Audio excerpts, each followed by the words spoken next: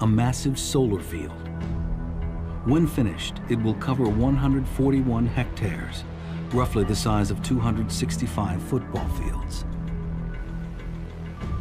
Break it down and you get this: tons of aluminum framing,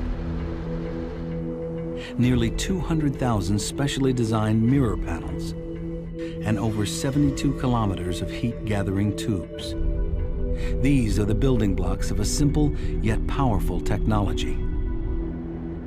It's called concentrated solar power, or CSP. Say solar power, and most of us think of roof panels, photovoltaic or PV technology. These glass-encased solar cells convert sunlight directly into electricity. Problem is, these solar panels capture just a fraction of the sun's energy, and they're too expensive for large-scale use. Concentrated solar power, on the other hand, doesn't create electricity directly. Instead, it captures and concentrates the rays of the sun to create heat, much the same way we did as children.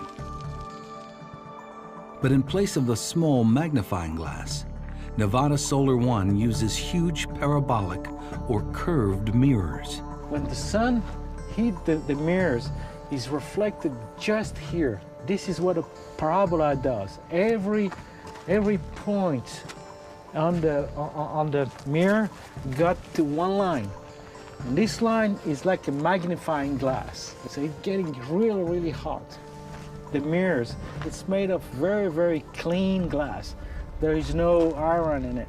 So if you compare this glass with your window, the amount of light that can get in is 100 times more than a window. So it goes to the silver surface and it's reflected. That's why they are so efficient. These mirrors focus the sun's rays more than 70 times their normal intensity onto a single focal point, a long cylinder filled with synthetic oil called a receiver tube. The liquid travels through rows of mirrors and gathers more and more heat until it reaches temperatures of nearly 400 degrees Celsius. The hot tube then passes through a heat exchanger where water is turned into steam. Finally, like any traditional power plant, the steam drives a turbine to produce electricity.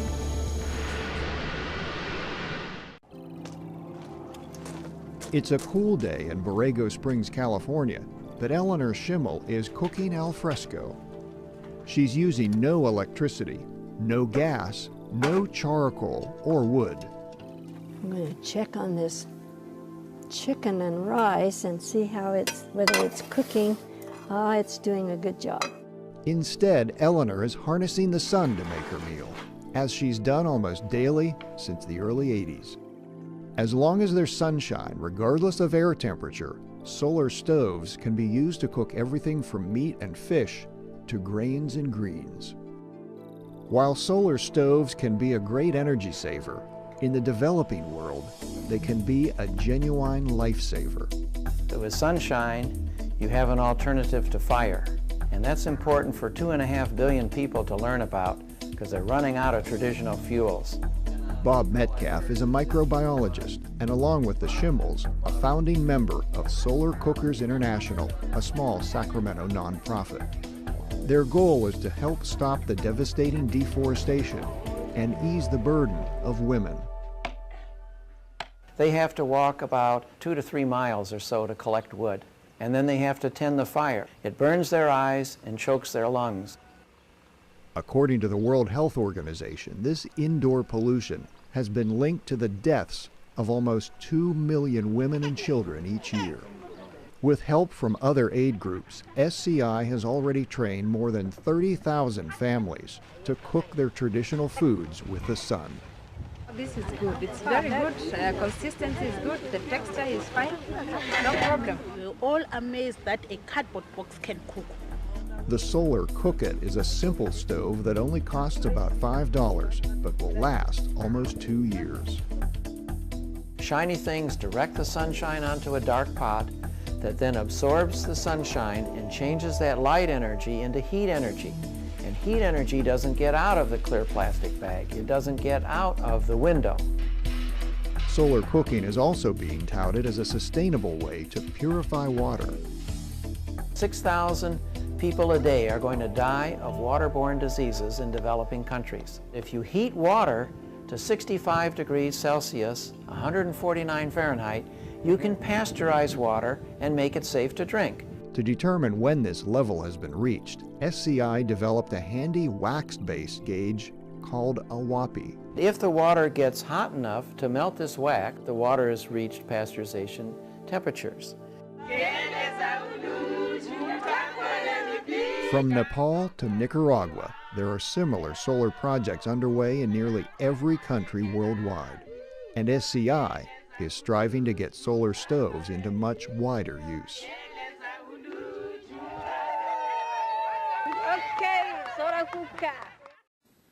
Now, one of the iron rules of the world, a world of business, education, entrepreneurship, that immediately flows from this new flat world platform is this: whatever can be done will be done. There's only one question for you: will it be done by you or to you? That is the iron rule of the flat world. Whatever can be done will be done, because so many people now have so much communication and so many distributed tools of innovation that whatever will be done, whatever can be done will be done. If YouTube can be done, it will be done.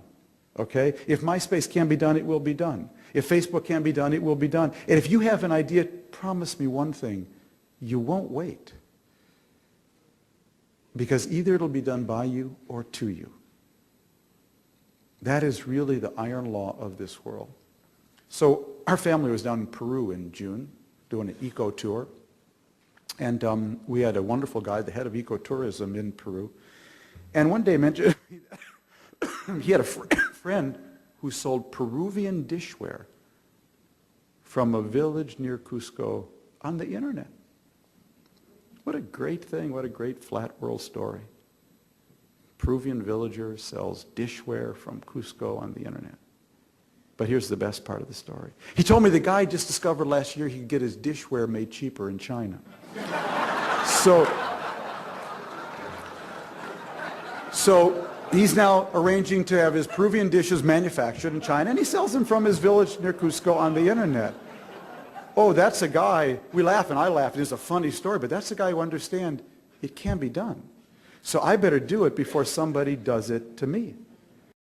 So I started this book in March of 2004. I turned it in December. Don't try this trick at home, kids, okay? I blew out my forearms along the way, but in a fit of energy and curiosity produced the argument underlying the world is flat. Now the argument, the sort of meta-argument, begins with my sense that there have been three great eras of globalization. The first era I call globalization 1.0. It lasted from 1492 until the early 1800s, the beginning of global arbitrage.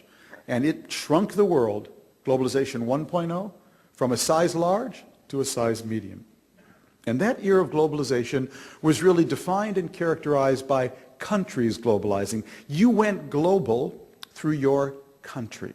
The country was the dynamic agent of globalization, whether it was Spain exploring the New World, Britain colonizing India, Portugal, East Asia. The dynamic agent of globalization was the country.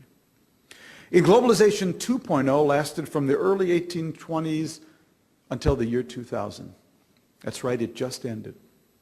It shrunk the world from size medium, to size small. Only that era of globalization was really defined and spearheaded by companies globalizing. You went global through your company, companies searching for markets and for labor.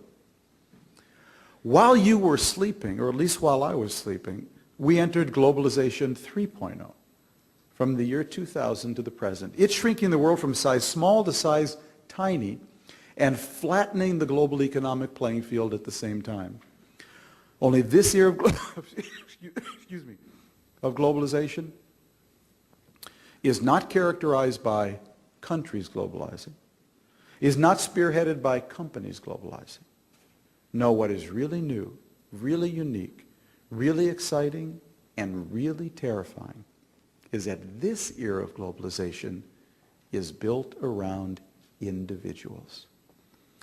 What is new, unique, terrifying, and exciting about this era of globalization is the degree to which it empowers and enjoins, the degree to which it enables and requires individuals to globalize themselves and to think of themselves as potential connectors, collaborators, and competitors with other individuals anywhere in the world.